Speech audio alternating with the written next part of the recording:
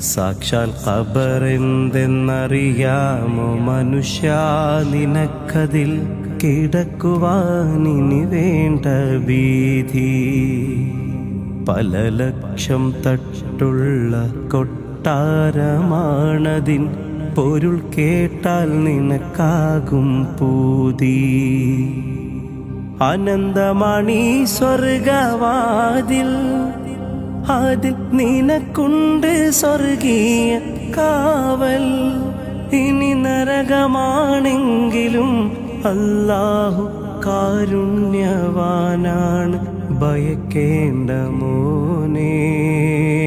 അവനാവില്ല ശിക്ഷിക്കാൻ തോനേ.